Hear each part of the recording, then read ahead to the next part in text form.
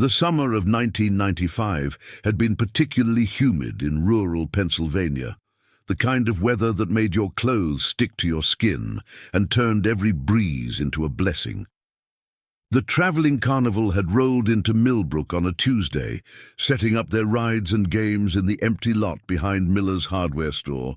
By Friday night, the entire town seemed to have gathered under the spinning lights of the Ferris wheel, the air thick with the smell of cotton candy and diesel fuel from the generators.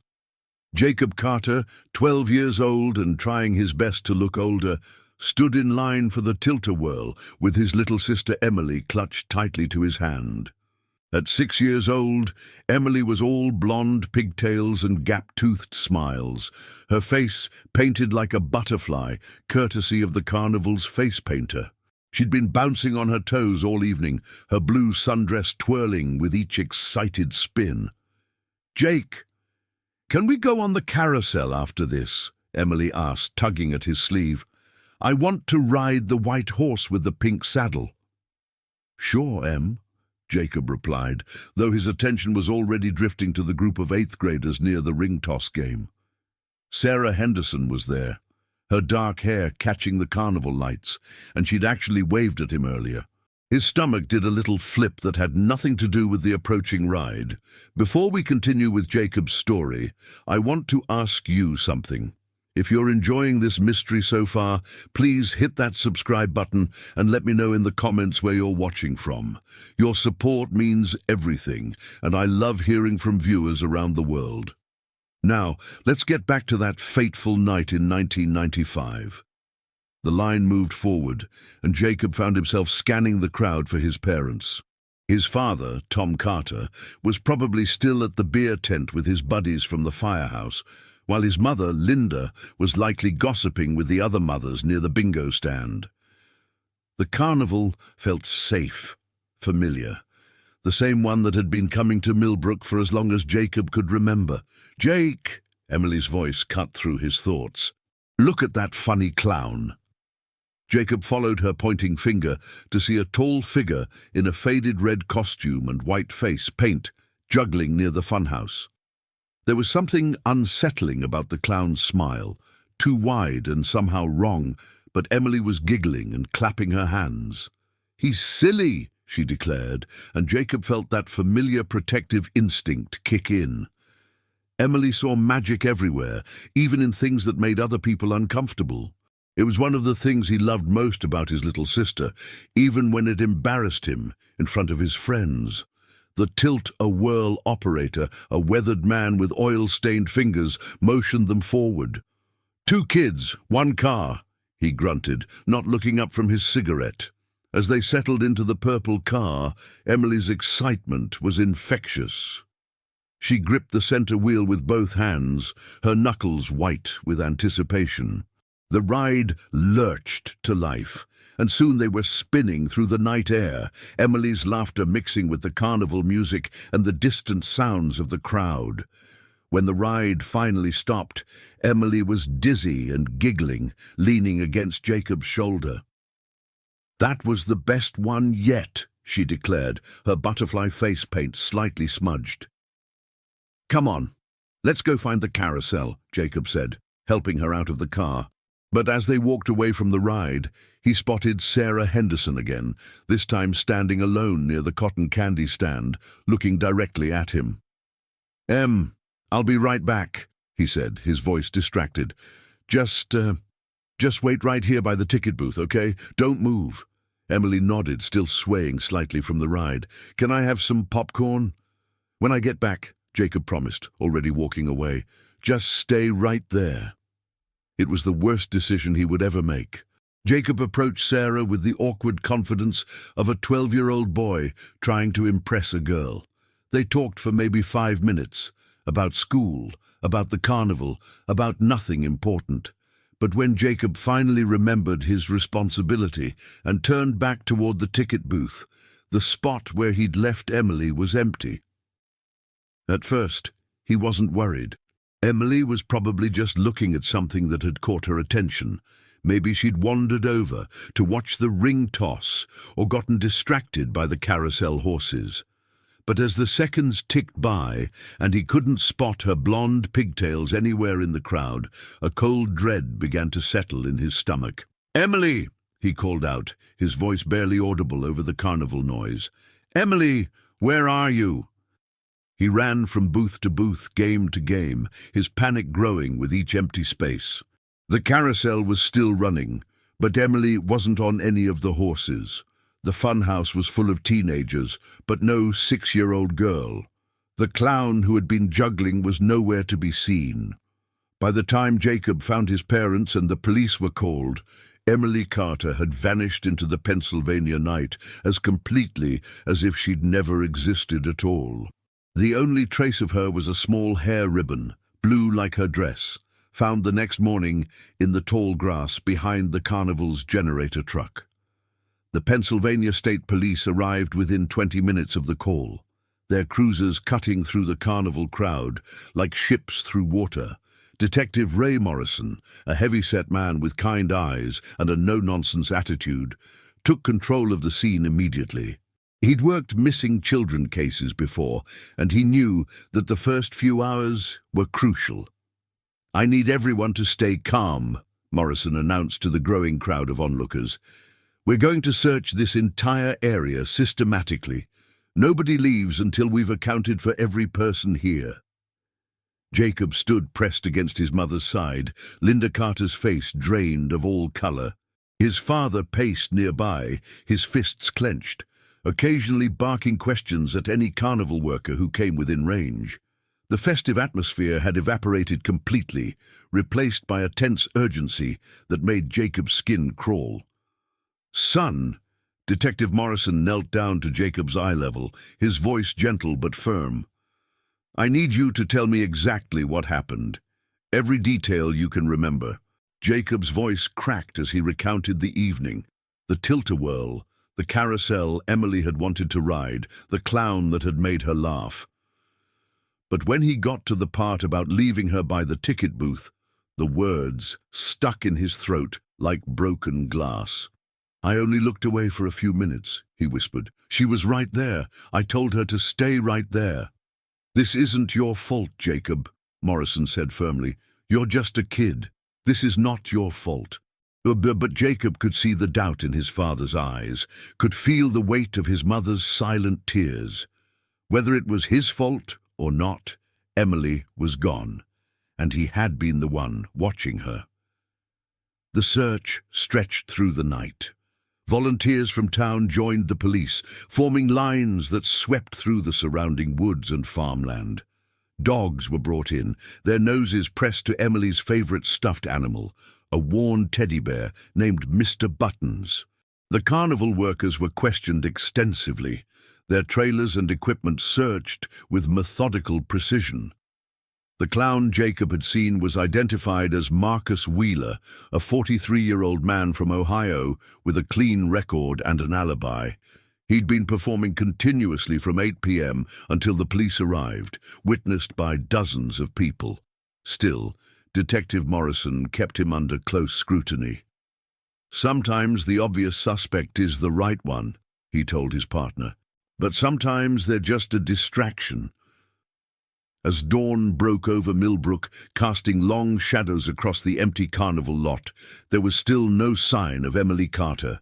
The searchers were exhausted, their faces grim with the knowledge that with each passing hour, the chances of finding her alive diminished.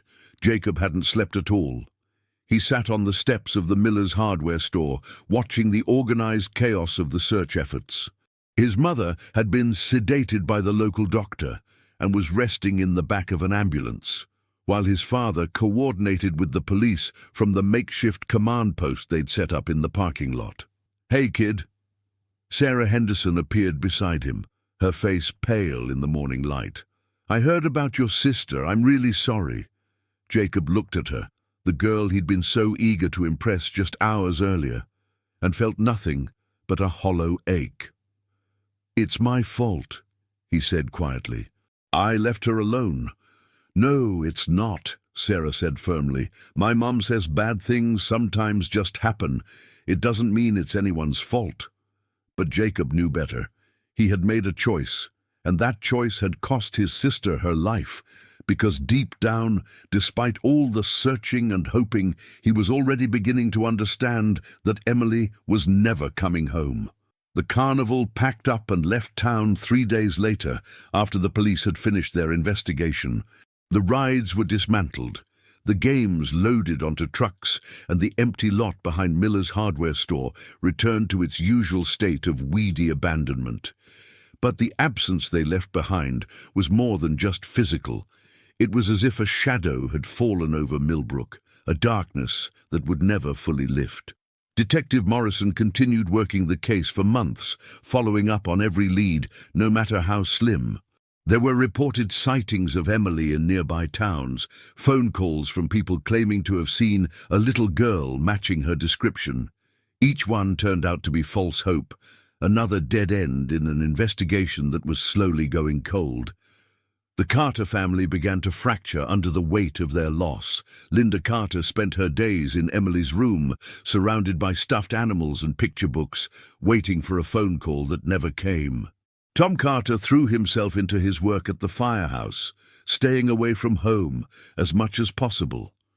And Jacob began to disappear in his own way, withdrawing into himself, carrying the burden of his guilt like a stone in his chest. The media attention was intense at first.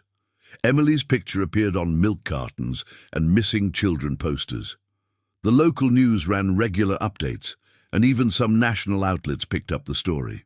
But as weeks turned to months without any new developments, the coverage dwindled, and Emily Carter became just another statistic in the growing number of missing children cases.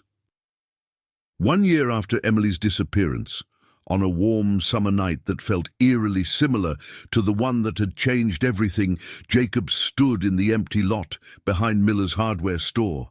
The Carnival had returned to Millbrook, but this time no one from the Carter family had attended. He stood there for a long time, listening to the distant sounds of laughter and carnival music, and made a promise to his missing sister. Someday, somehow, he would find out what had happened to her. He would never stop looking, never stop hoping, never stop believing that somewhere out there Emily was still alive. It was a promise that would define the next 27 years of his life. By 2022, Jacob Carter had learned to live with ghosts. At 39, he had settled into a quiet existence in the small town of Cooperstown, New York, where he ran a modest antique shop called Second Chances. The irony of the name wasn't lost on him. His own second chance at happiness had never materialized, but he'd found a certain peace in giving old, forgotten things a new purpose. The shop was tucked between a used bookstore and a coffee shop on Main Street, its windows filled with an eclectic mix of furniture, jewelry, and curiosities that Jacob had collected over the years. He had a good eye for valuable pieces, and his reputation for fair dealing had earned him a steady clientele of collectors and dealers from across the region. Jacob's appearance bore the marks of a man who had carried a heavy burden for too long. His dark hair, the same color Emily's had been before she'd gone blonde, was now streaked with premature gray.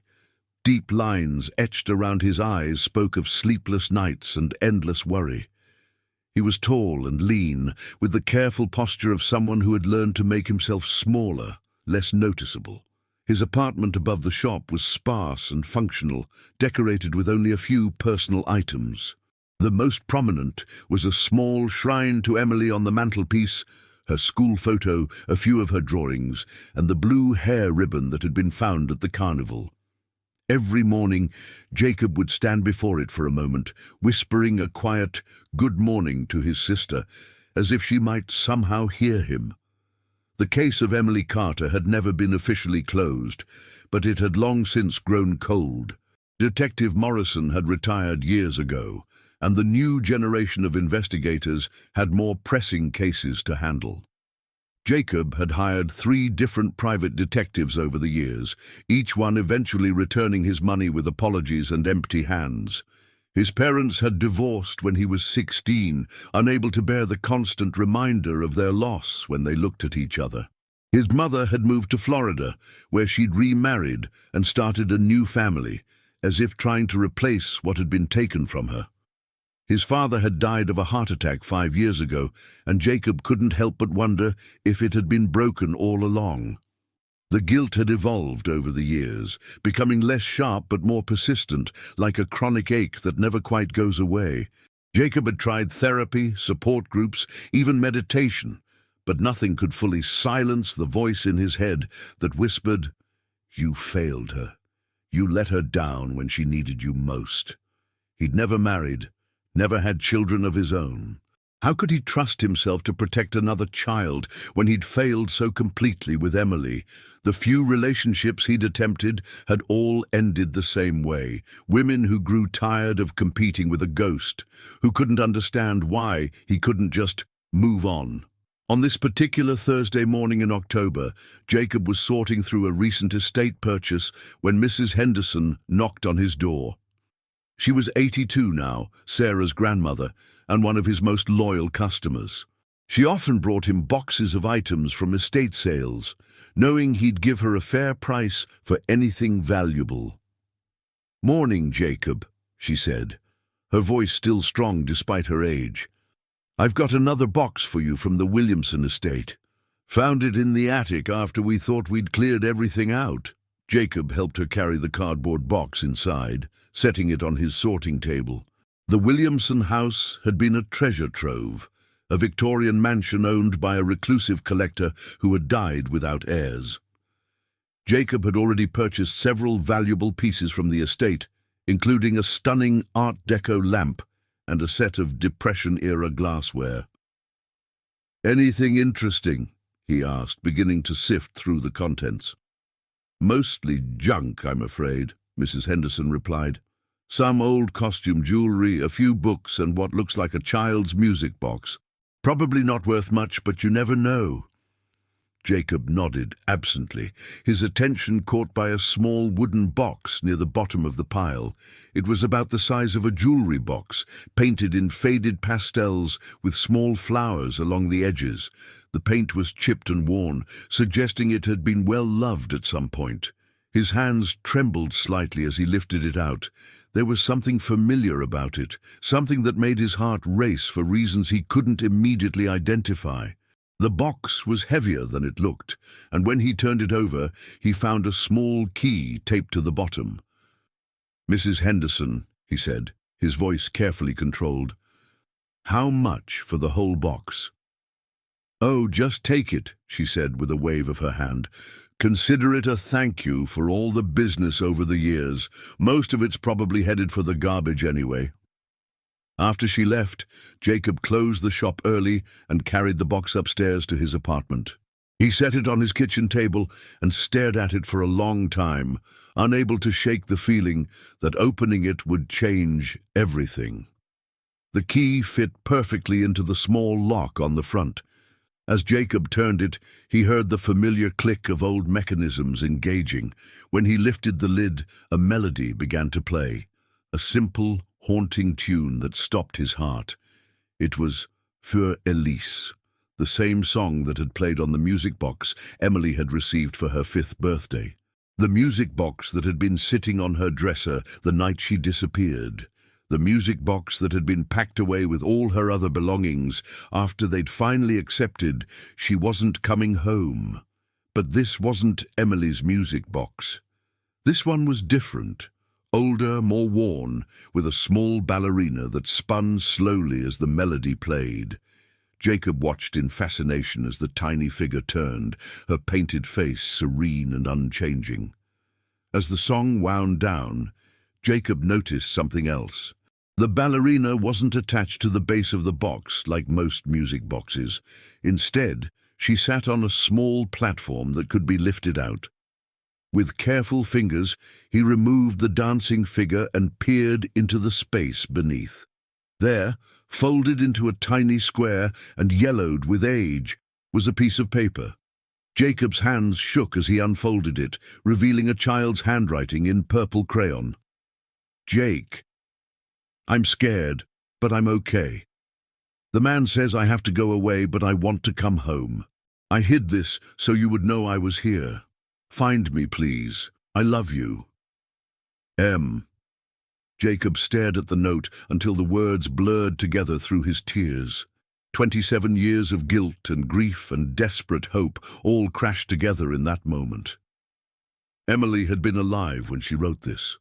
She had been thinking of him, trusting him to find her, and somehow, impossibly, he had. Jacob didn't sleep that night. He sat at his kitchen table, staring at Emily's note under the bright overhead light, trying to process what it meant. The handwriting was definitely hers.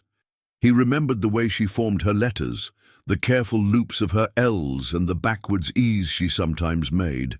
But the implications were staggering. If Emily had hidden this note in the music box, it meant she had been kept somewhere, at least for a period of time. She had been conscious, aware, able to write. The thought filled him with equal parts hope and horror. Hope that she might still be alive, horror at what she might have endured. By morning, Jacob had made his decision. He locked up the shop and drove straight to the Pennsylvania State Police barracks in Millbrook, carrying the music box and note in a carefully sealed plastic bag. The building looked the same as it had 27 years ago, but everything else felt different now that he had a real clue. Detective Sarah Walsh was nothing like Ray Morrison. She was young, maybe early 30s, with sharp eyes and an efficiency that suggested she didn't waste time on pleasantries. When Jacob explained who he was and why he was there, she listened without interruption, her expression growing more interested as he spoke. "Mr. Carter," she said when he finished, "I've read your sister's file. Every detective in this region knows about Emily Carter. If this note is authentic, it's the first real evidence we've had in decades." She examined the music box carefully, photographing it from every angle, before sending both the note and the box to the state crime lab for analysis. The handwriting would be compared to samples from Emily's school records, and the paper would be tested for age and composition. "I have to ask," Detective Walsh said as they waited for the initial results, "how did you come to possess this music box? The chain of custody is important here." Jacob explained about Mrs. Henderson and the Williamson estate, providing contact information for everyone involved. Walsh made careful notes, already beginning to trace the box's history. "The Williamson house," she mused. "I know that place. Old Victorian mansion on the hill outside town. The owner died about 6 months ago. Harold Williamson, 87 years old. Lived alone for decades, hardly ever came into town. Neighbors always said he was a bit strange but harmless." Jacob felt a chill run down his spine. "Strange how?" "Oh, the usual small-town gossip. He didn't socialize much, kept to himself. There were rumors about him collecting things, not just antiques, but odd things. The estate sale people said the house was packed floor to ceiling with stuff he'd accumulated over the years. The preliminary results came back within hours. The handwriting was a match. The note had definitely been written by Emily Carter. The paper was consistent with something that had been stored for decades, and the crayon wax showed signs of age that would be difficult to fake. "Mr. Carter," Detective Walsh said, her voice gentle but serious, "I need to ask you to prepare yourself for what we might find. This note suggests your sister was alive when she wrote it, but that was 27 years ago. We have to consider all possibilities." Jacob nodded, though his heart was pounding. "I understand, but I need to know the truth, whatever it is." The investigation into Harold Williamson began immediately. Walsh pulled his background records, interviewed neighbors, and obtained a warrant to search the property more thoroughly. What they found painted a disturbing picture of a man who had lived on the fringes of society for most of his adult life. Williamson had been a traveling carnival worker in his younger years, moving from town to town with various outfits throughout the 1980s and 1990s. He'd worked as a maintenance man, a ride operator, and occasionally as a performer. His employment record showed he'd been with the same Carnival company that had been in Millbrook the night Emily disappeared. The Victorian mansion itself was a maze of rooms filled with decades of accumulated possessions. The estate sale had cleared out most of the obvious valuables, but there were still entire rooms that hadn't been touched. Detective Walsh organized a team to go through every inch of the property, looking for any connection to Emily Carter or other missing children. Jacob insisted on being present during the search, despite Walsh's initial reluctance. "She's my sister," he said firmly. "I've been looking for her for 27 years. I'm not going to wait in a parking lot now." The search took 3 days. They found more music boxes, dozens of them, all different styles and eras, arranged on shelves throughout the house. There were children's toys, clothes in various sizes, and photographs of carnival scenes dating back decades. But it was in the basement that they made the most significant discovery. Hidden behind a false wall in the foundation, they found a small room that had clearly been designed as a hiding place. The walls were lined with soundproofing material, and there was a small cot, a chemical toilet, and shelves stocked with canned food and water. On one of the shelves they found 3 more music boxes, each containing a note in a child's handwriting. "My name is Amy Rodriguez. I'm 8 years old. Please help me. This is Katie Morrison. I want to go home to my mommy. My name is Lisa Chen. I've been here for 2 months. I'm scared." Detective Walsh's face was grim as she photographed each note. "We need to run these names through missing persons databases going back decades. This man was keeping children here." Jacob stared at the small room, trying to imagine his 6-year-old sister trapped in this place. The thought made him physically ill, but it also filled him with a desperate hope. If Emily had been here, if she had survived long enough to write that note, then maybe she had found a way to escape. "Detective Walsh," he said quietly, "these other girls, do we know what happened to them?" She shook her head. "Not yet, but we're going to find out. I promise you that." As the investigation expanded, more disturbing details emerged about Harold Williamson's past.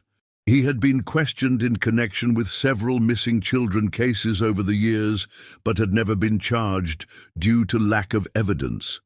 He had moved frequently, always staying one step ahead of suspicion, using his carnival connections to disappear when things got too hot. The medical examiner's report on Williamson's death showed he had suffered from advanced dementia in his final years. His neighbors reported that he had become increasingly confused and agitated, sometimes calling out for the children in his sleep. He had died alone, surrounded by his collection of stolen childhoods. But the most important question remained unanswered. What had happened to Emily Carter after she wrote that note? Had she escaped? Had she been moved to another location? Or had she met the same fate as the other children whose names had been found in the basement? Jacob stood in the empty Victorian mansion as the sun set on the 3rd day of searching, holding Emily's music box in his hands. They had found evidence of a monster, proof that his sister had been alive for at least some time after her disappearance, but they still hadn't found Emily herself. The melody of Für Elise played softly in the evening air, and Jacob made another promise to his sister. He would follow this thread wherever it led, no matter how long it took or how dark the path became. Emily had trusted him to find her, and he would not fail her again. The investigation into Harold Williamson's network of accomplices and locations stretched across multiple states. Detective Walsh had contacted law enforcement agencies in every place Williamson had lived or worked, and the picture that emerged was of a predator who had operated for decades with calculated precision.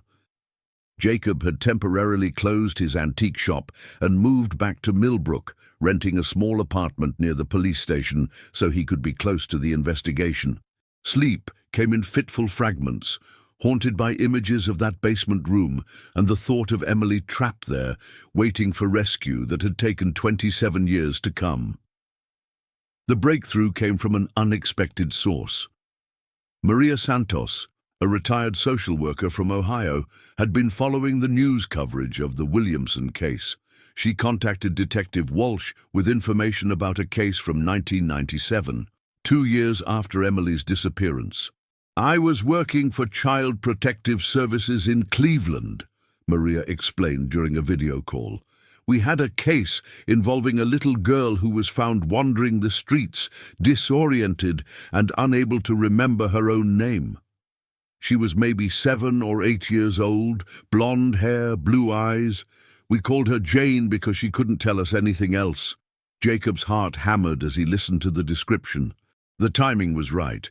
If Emily had been held for 2 years after her disappearance, she would have been about 8 when she was found.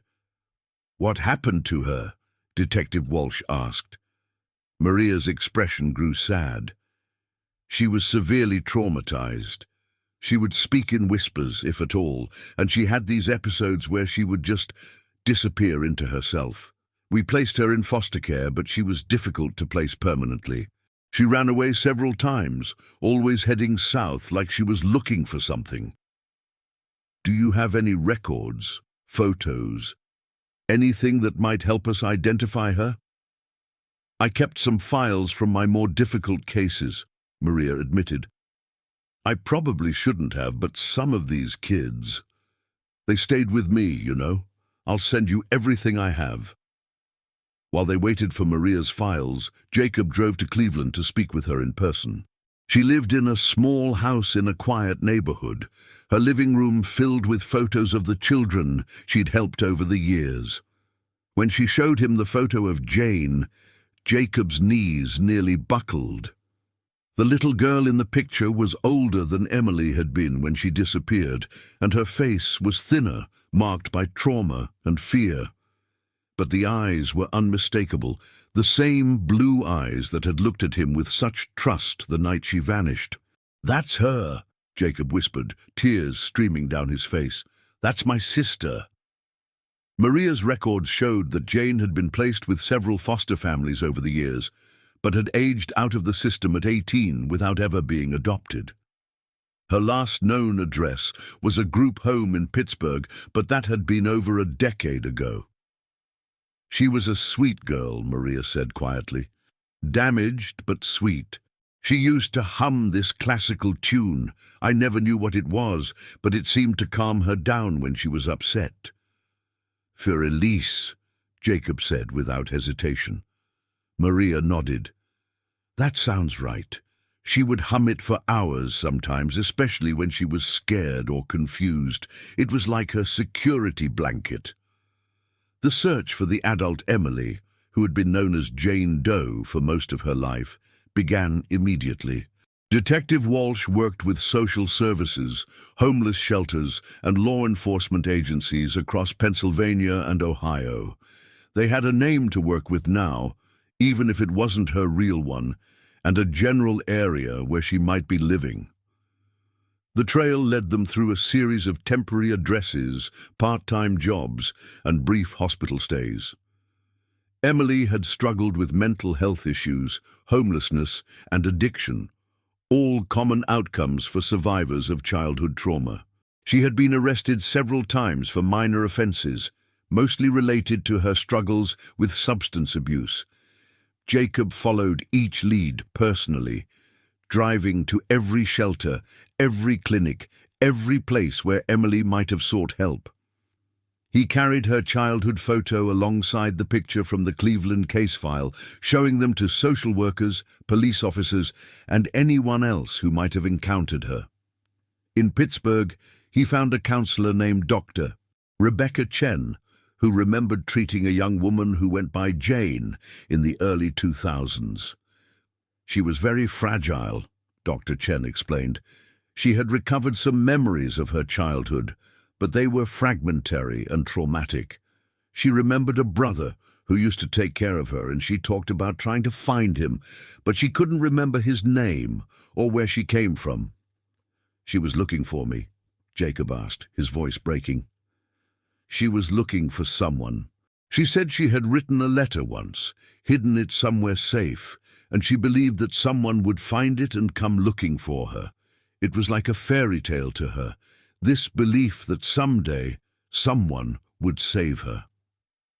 The last confirmed sighting of Emily had been in 2018, when she had been treated at a hospital in Philadelphia for a drug overdose.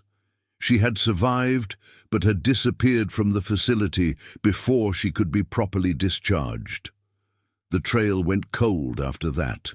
Jacob spent weeks in Philadelphia, walking the streets where Emily might have lived, talking to people in the homeless community, showing her photo to anyone who would look. Some thought they recognized her, but the leads all ended in dead ends. It was during one of these walks that Jacob encountered Marcus Wheeler, the clown from the Carnival, who had been questioned about Emily's disappearance. He was older now, his face lined with age and hardship, working as a street performer near Independence Hall. "You're Jacob Carter," Marcus said when he saw him. "I remember you from that night. You were just a kid." "Did you know Harold Williamson?" Jacob asked directly. Marcus's face darkened. "I knew him, creepy bastard. There were rumors about him in the carnival circuit, but nobody wanted to get involved. People disappear from carnivals all the time. Workers, customers, kids. It's easy to look the other way when you're living on the margins yourself. Did you ever see my sister with him?" "No, but—" Marcus hesitated. "There was something. A few years later, maybe 97 or 98, I was working a carnival in Ohio. I saw this little girl, maybe 7 or 8 years old, helping out around the rides. She looked familiar, but I couldn't place her. The people she was with said she was their niece, but something felt off about the whole thing."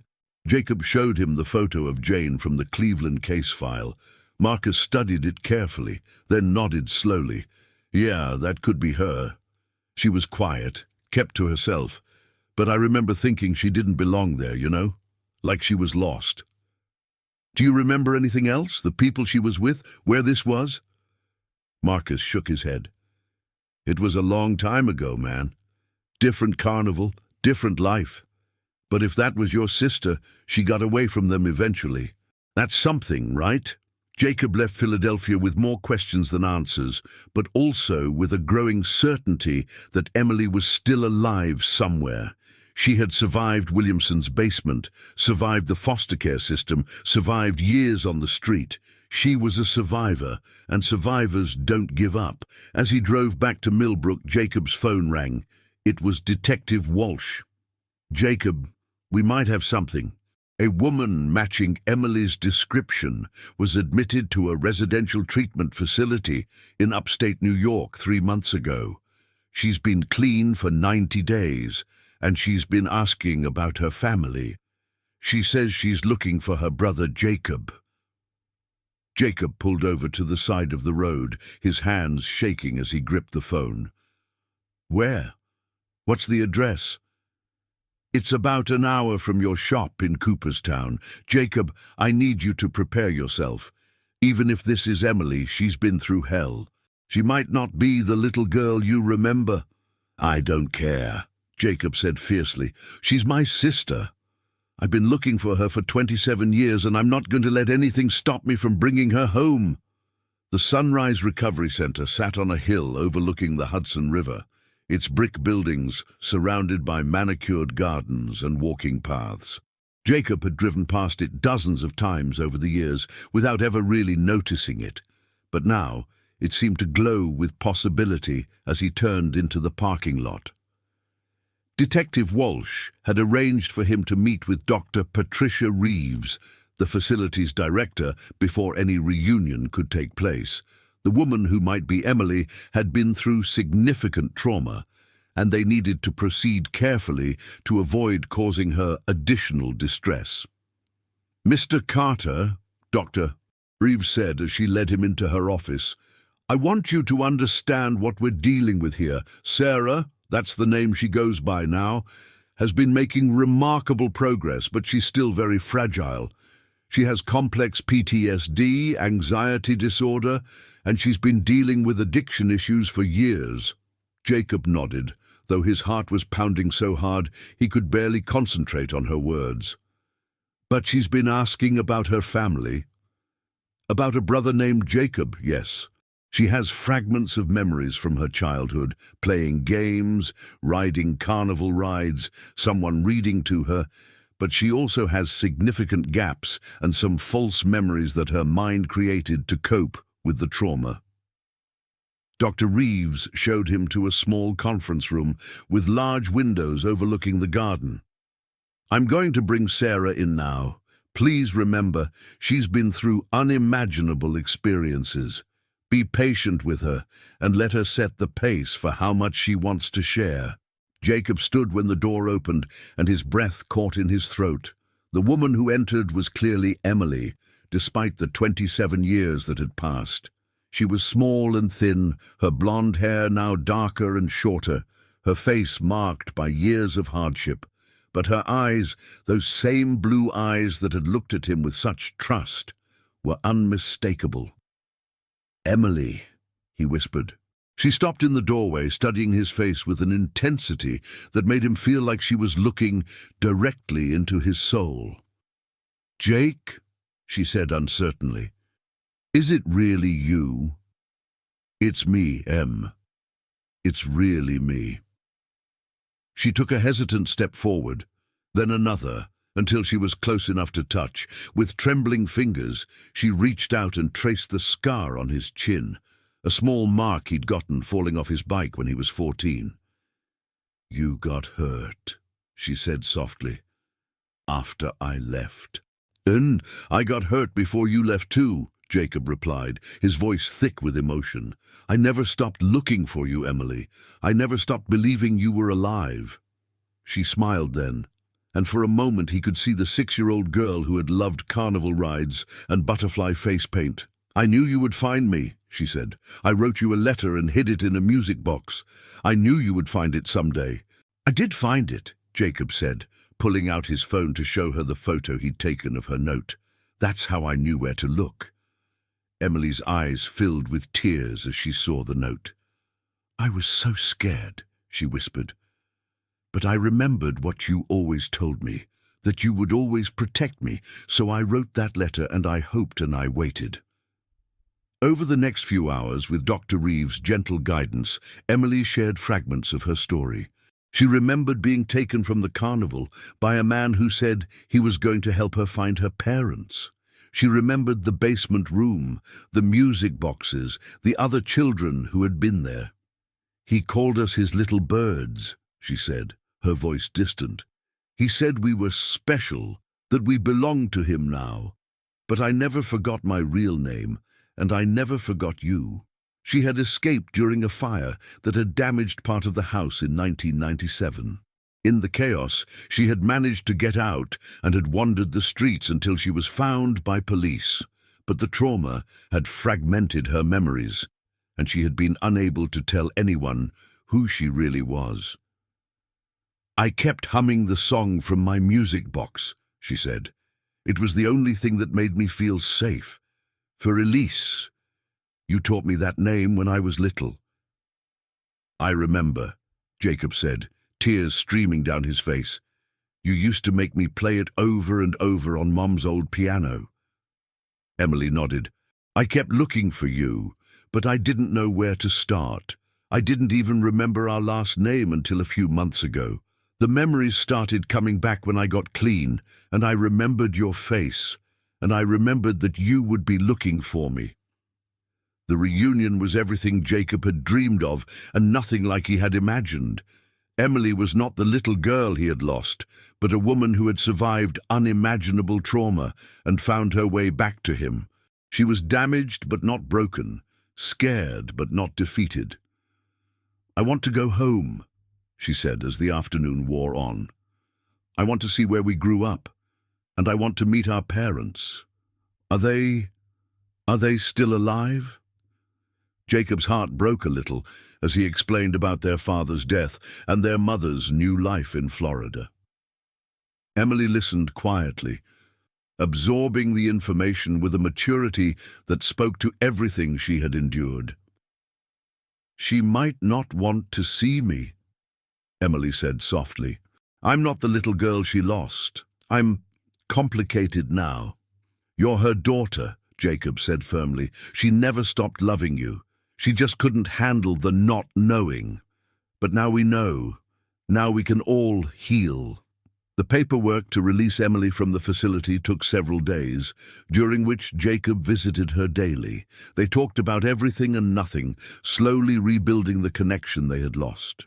Emily was fascinated by his antique shop, and she laughed when he told her about the irony of finding her through a music box. "I always loved music boxes," she said. "Even after everything that happened, I couldn't help but love them. They reminded me of you, of being safe and loved." On the day she was released, Jacob brought her a gift, a small music box he had found in his shop, one that played for Elise and had a tiny dancer that spun in endless circles. Emily held it carefully, winding the mechanism and listening to the familiar melody.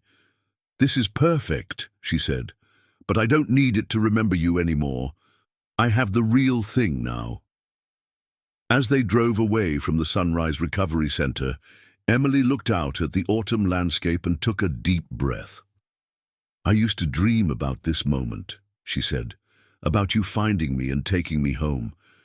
But I never imagined it would feel so normal," Jacob suggested. "Right," she corrected, "like this is how it was always supposed to be." The road ahead would not be easy. Emily had years of trauma to work through, and Jacob had his own healing to do. Their mother's reaction to Emily's return was complicated, a mixture of joy and guilt and fear. But they were together now, and that was what mattered. That evening, in Jacob's apartment above the antique shop, Emily sat at his kitchen table and opened her new music box. As the melody filled the room, she hummed along, her voice soft and sure. Jacob watched her, remembering the little girl who had loved carousel horses and butterfly face paint, seeing the woman she had become through strength and survival. "Jake?" she said, looking up at him with those same blue eyes that had haunted his dreams for 27 years. "Yeah, Em. Thank you for never giving up on me." "Thank you for leaving me a way to find you," he replied. The music box played on, its melody carrying with it the weight of lost years and the promise of new beginnings. Sometimes, Jacob thought, the most beautiful songs are the ones that take 27 years to finish playing.